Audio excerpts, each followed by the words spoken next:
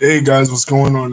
Yeah, I wanted to redo the video on Barack Obama's memoir that I was doing earlier, and my computer accidentally shut off. But yeah.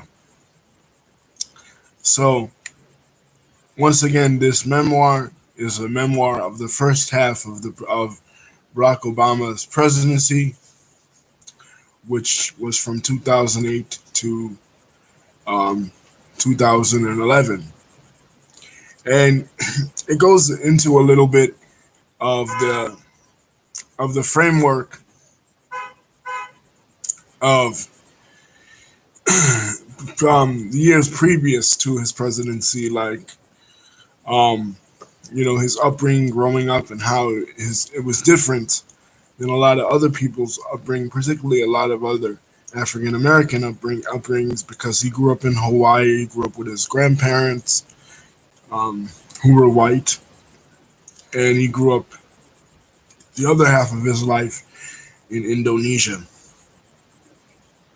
And it wasn't until he moved to Chicago that he finally started to connect to his black roots. And through that process, he met his wife, Michelle, who was from a working class African American family. And she was married to, she married Barack Obama, and her father um,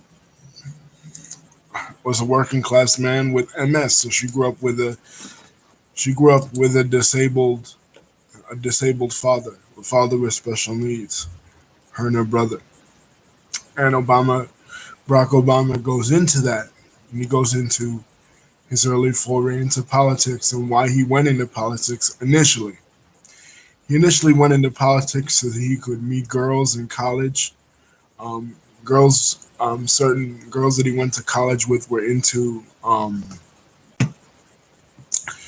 Karl Marx, into Descartes, into other left wing philosophers, and he felt that this would be a way to connect with them and getting into it. But over the time he got into it,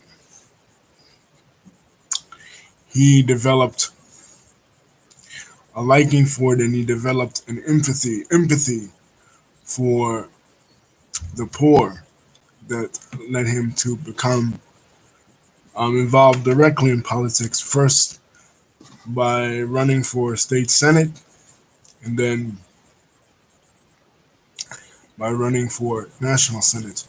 And when he runs for a state senate in the state of Illinois, he faced a lot of problems, and it talks about it in the book. How at first people didn't know what to make of him, particularly running against establishment African American candidates like Bobby Rush, a former Black Panther. Because here you have this guy. His name is Barack Obama. He has a strange sounding name, and he comes from a mixed race background, upper middle class, not really connected to um, the political apparatus in Chicago. In the same way that somebody like a Bobby Rush would be connected to. So he loses initially,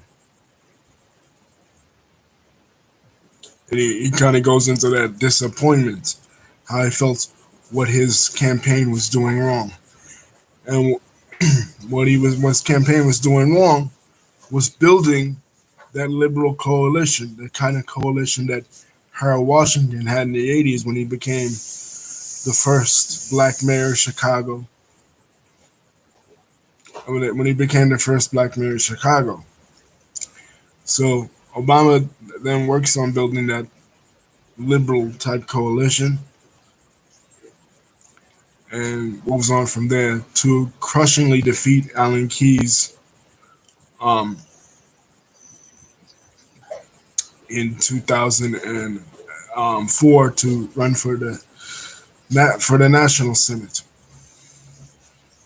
Now, one of the things I said in the earlier video before it cut off was that Barack Obama was one of the two senates. I mean, the two celebrity senators that ever, one of the first two celebrity senators. The first was Hillary Clinton, who ran in 2001, and the second was him.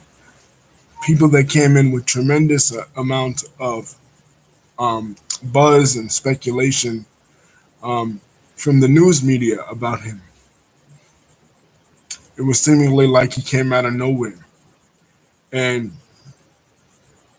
the Democratic convention in 2004, where he gave the speech for John Kerry. John Kerry was running against George W. Bush, and Barack Obama gave the speech. You know, the one that he said, not a red state America, not a blue state America, not a white America, not a Latino America, not a black America, not an Asian America, but the United States of America. Basically, similar to the one he gave all throughout the churches in Chicago, all throughout the local communities. And he really impressed people. That's when I first heard about him. I first actually heard about him on a song that the Jada Kiss Y remix. Common, who is a rapper from Chicago, referenced him. It's like, why don't we impeach Bush and elect Obama? That was the first time I heard about him. Then the second time was when he announced his candidacy for president in 2007 in the state capital in Springfield. In the cold, both he and Michelle, in their memoirs, um, talk about how cold it was and how they had to bundle the girls up, and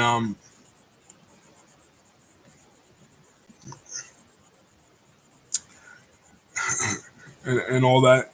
And I remember, like I was saying, when I just got to know my friend Lisa that time in 2007 when he was running, and nobody really thought he could win in Iowa, and he just blew it away in Iowa. And one of the things that helped him connect with the voter base in Iowa was that his grandfather had come from a white working class environment, like a lot of Iowans. That his grandmother, who he speaks about, fondly about, it was a heavy influence in his life, had come from Kansas. So his background worked against him initially in the streets of Chicago, and his disconnect from the African American community worked against him in Chicago, but it actually worked to his advantage um, in Iowa. And I remember telling my friend Lisa at the time, I'm like, I don't think he could win, but because Hillary Clinton was a celebrity senator, she was such a juggernaut, she was so beloved and a former first lady. But Obama pushes through and historically wins and gives that speech. And then he talks about the loss he experienced in another big primary, the New Hampshire primary. Um, you know, where he gives another one of his historic speeches. Go look at it on YouTube. Um, and then he became really known for a guy that gives these really great voracious speeches, a really well spoken person. He wins in 2008. Go back and look at my video. He talks about how so much opposition was against the current president, um, George W. Bush, that Obama felt discouraged that so many people um, had been doing this on the day of his inauguration. How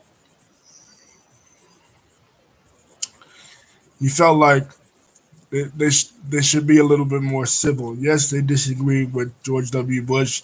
They disagreed with the Iraq War. They disagreed with um, Bush's handling of the financial crisis. particularly the bailouts of the banks. But Obama would go on to say that he felt that even though they vociferously disagreed with him, that they should still respect the transition of power and respect um, the office of the presidency. Not like we're seeing today, where the president who's leaving office is actually dissing and actually encouraging people to go against the man who's going to succeed him. Obama really stood in stark contrast to that, basically saying, listen, you might have disagreements with George W. Bush, but still respect the accomplishments that he achieved, particularly how his handling of 9/11 and his handling of crises in the Middle East. So Obama goes on to talk about his inauguration and the kind of butterflies he felt, and the forming of his administration and how he tried to be a little more inclusive in his administration of women, LGBT people, um, and people of color. So that was one of the highlights for me. Another one of the highlights that I want to talk about is Obama's chapter on the Middle East, um, and how he really sheds a lot of light on the Middle East. He talks about his speech in front of the University of Cairo in 2009, becoming the first U.S. president to address um, the government in Egypt, and using the Arabic greeting of Assalamu alaikum, which obviously before no other president had ever done, and how Egypt would figure heavily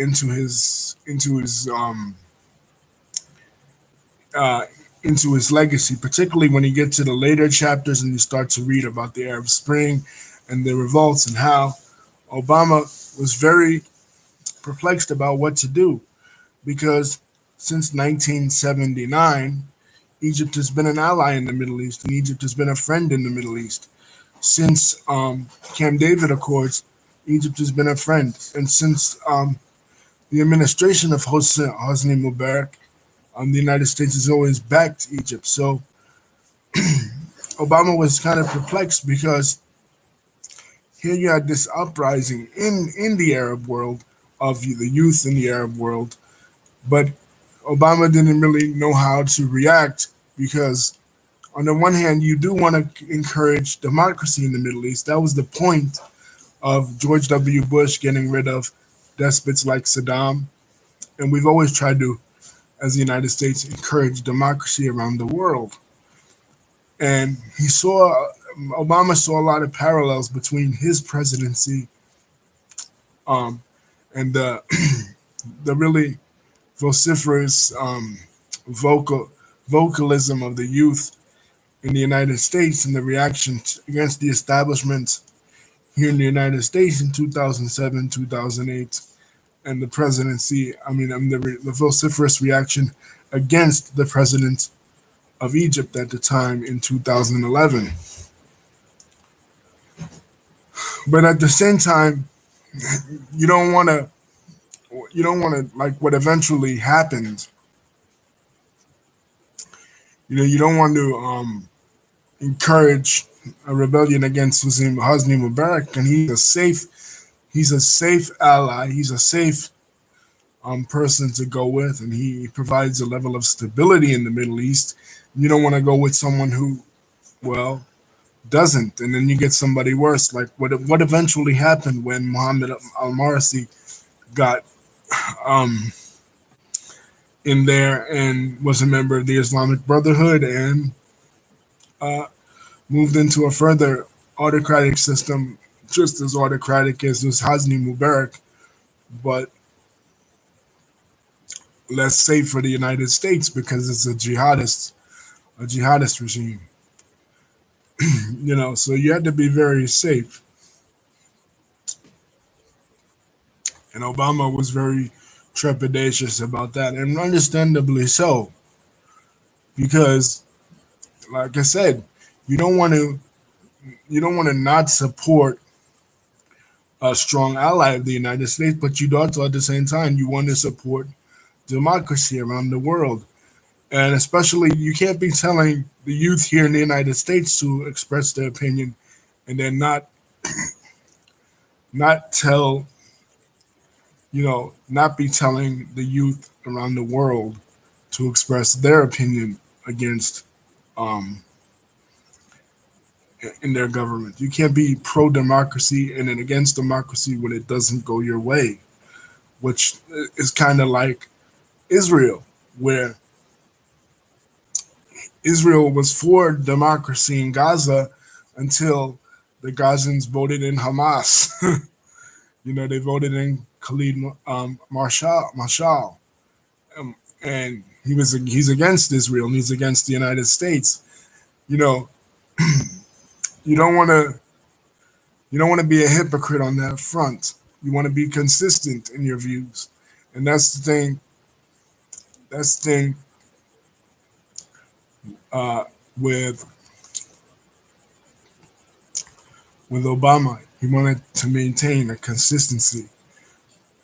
He talks about the Affordable Care Act and how that was the first thing that he tried to push through, and the reaction to it, and then basically how um, in the 2010 midterms, he and the Democrats were just trounced with the Tea Party movement, and how he didn't really go into how he felt the Tea Party movement was a reaction to his presidency in terms of race. He basically stuck with the consistent line that the Tea Party was a movement against taxation, because it did start under George W. Bush, and it was a reaction to government spending. But I think one of the criticisms of the book is he could have he could have went into a little bit more how it really was a reaction to race. It was the dog whistle. It was basically your typical um, right wing dog whistle, that it wasn't about race, but it kind of was about race, because if you would see these rallies online, and you would see these rallies on TV, and they would have pictures of Obama dressed as an African chief with bones through his nose, pictures of him as a monkey, pictures of him telling him that he was born in Kenya, telling them that he wasn't a citizen of the United States, which was something that was started by Hillary Clinton's campaign in the primaries, but was really what gave birth. Obama talks about this in the latter half of his book, gave birth to the birther movement and the political career of Donald Trump. He doesn't speak on Trump because this is the first half of his presidency, and Trump, just started to become a big deal. And much like with Obama, Trump was thrusted into the political scene after Obama dissed him at the White House Correspondents' Dinner in 2011, telling him that, mocking him, saying that he was a great leader, that he kept Little John and Meatloaf um, in place on the Celebrity Apprentice. We all know about that famous um, White House Correspondents' Dinner in 2011, and how, ironically enough, the presidency of Obama gave birth to the presidency of his successor. So, but right around that time, during the White House Correspondents' Dinner, there was a joke about Osama bin Laden that Obama took out, because it was during that time that Obama was launching the secret operation that would eventually lead to the capture and death of Osama bin Laden. Operation. Hold on, guys. Let me look. Operation.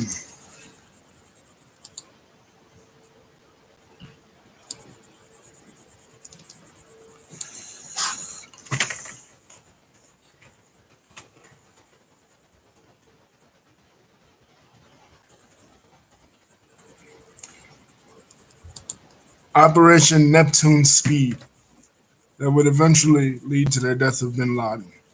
And Obama talks about this because this, being that 2012, the following year was an election year. This was going to be the make or break for Obama. If this failed, this would have been akin, and he talks about this in the book. This would have been akin to Jimmy Carter failing to rescue the hostages in Iran in '79, which led to Jimmy Carter's disastrous presidency and disastrous legacy. So this botch, which initially Joe Biden was against, um, doing this without the help of the Pakistani government. Obama did not have the help of the Pakistani government when they went in. The Pakistani government wasn't even aware, according to the book, that Obama was going to go in and capture bin Laden. And it was right, Abbottabad was right there, was a border town between Pakistan and Afghanistan. And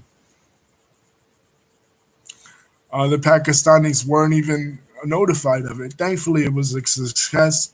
He talks about the reaction to it by Michelle and the fact that they had sex all over the White House after um, he captured bin Laden. And that was another night, just like um, with the Iowa, his win in Iowa, that I remember, and I remember it vividly when Obama got on there and was like, "We got him. We got bin Laden." And people in New York, my city, were dancing and yelling and carrying on, and were so happy that for 10 years we searched for this son of a bitch and we finally got him. And this bastard, he had the nerve, bin Laden, to put his one of his young wives in front of him as the Navy SEALs were shooting at his ass. You know what I mean? Fuck him, man. But yeah, it was the biggest win that Obama had. And another chapter that I really loved was the chapter on Israel. Obama gives, for the first time ever that I've heard from any American politician, a really balanced history of what exactly happened in Israel. We've heard about it from Israeli historians, Palestinian. Ilan Pepe is one of the biggest Israeli historians that really goes into it.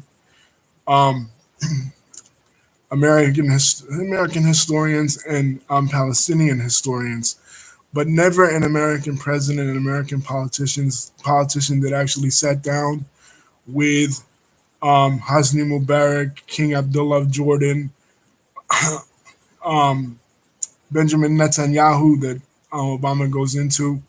He actually gives Netanyahu credit, for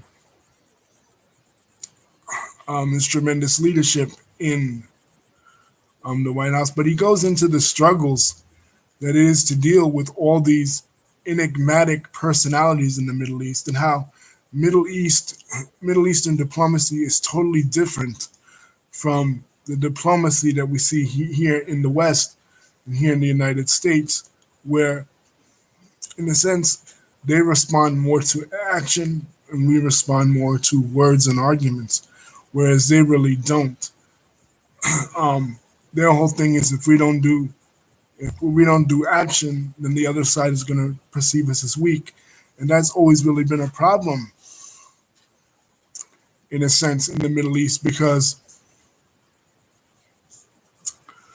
um, especially for the Israelis, like, say a Palestinian kills a certain amount of Israelis um, in the Gaza Strip, Israel will respond by killing massive amounts of Palestinians as a retaliation, because again, they don't want to be perceived as weak. And the Arab governments of Jordan and Egypt had exactly the same viewpoint in the reverse as the Israelis. Weakness is looked down upon in the Middle Eastern culture, and Obama just had to juggle that. But I like his assessment of history in Israel. It is exactly what happened. You know, refugees from the Holocaust and refugees from Europe did supplant the indigenous population, whether or not a state, an official governing body existed called Palestine is irrelevant. An Arabic speaking Muslim population existed in that region before um, uh, Israel existed there in 1948. And Obama is exactly correct in what he said about that. His assessment of it was precise and it was on the money. A lot of Jewish and Jewish American activists disagree with that. I mean, sure, Jewish people have always maintained a presence in the Middle East, particularly in Jerusalem, for centuries. But um, you know, but overall, this memoir is a great memoir, and I love the title of it, "To the Promised Land," because going back, tying it into Israel, specifically biblical Israel and biblical imagery. Um, Obama made a speech during the early part of his campaign where he talked about that this generation, particularly in race relations too, is the Joshua generation. This is the This is unlike the Moses generation. They got us to a certain point, but it's going to take the Joshua, the next leader, to get us to the promised land. You know, to the actual place where we need to be in terms of race relations here in the States and world peace in general. You know, so Obama is kind of assuming the mantle of leadership from the generations of the Jesse Jacksons or the Martin Luther Kings, or even in the Middle East case, from the generations of peacemakers like Yitzhak Rabin or Anwar Sadat, to actually, from a certain point, we were halfway in the desert, out of Egypt, as it were. Egypt, not the literal country, but um, Egypt in terms of representing tyranny and representing oppression, like the Egypt of the Pharaoh, into where we need to be in the land of Canaan. You know, so I like the title of the book, The Promised Land. People criticize the title because they say, oh, well, Barack Obama has an overly inflated ego. He only he's only talking about himself. Well, what do you think? I mean, it's a memoir about his presidency. What you know, like you know, what do you want to talk about? My Little Pony? Yeah, you know what I mean? Like, I mean, come on. Anyway, overall, I enjoyed the book, but it's not done yet, guys, because he has another 4 years, and the 4 years ahead after the 2012 election is the 4 years that everybody wants to really talk about the juicy stuff. Pulse nightclub shooting, Sandy Hook, the rise of Trump and Trumpism, and you know the next 4 years. Occupy Wall Street and the left wing opposition to Obama's presidency. ISIS, when Obama pulls out of Iraq in 2011 and leads to ISIS being created, Zarqawi rising to power, out of our Mossab al-Zarqawi, out of out of Al Qaeda and creating ISIS, and all the things that happened from 2011 to 2016. That's the juicy part of the presidency of Barack Obama's presidency that I really wanted to hear about. Yeah, it was all kind of juicy, but the real juicy stuff, the real meat and potatoes, if you will, of the presidency, we don't get in this book. That's the next book coming up, probably. You know, so it's calling back to Martin Luther King's speech. I might not get there with you, but it doesn't get there yet, guys. But anyway, peace. Check out this book. Like I said, it covers the historic Iowa caucus win that kind of mimics Jimmy Carter, but it shows where he does something different than Jimmy Carter, and his rescue attempt. I mean his attempt to catch Bin Laden is successful, and the struggles that he had to go through, and how people in the beginning of his presidency in 2008 were trying to paint him as an FDR type figure, but I feel like he didn't go enough far like FDR. Obamacare stops short is where it needs to be. And Obama talks about this in his book. He talks about this in the chapter on Obamacare, where he felt he could have did more, but he couldn't really. You know what I mean? But the political opposition for him in his first term wasn't as bad as it will be in his second term, which he doesn't touch on in the book. Anyway, guys, peace. Tag me, I don't know. People get on the freaking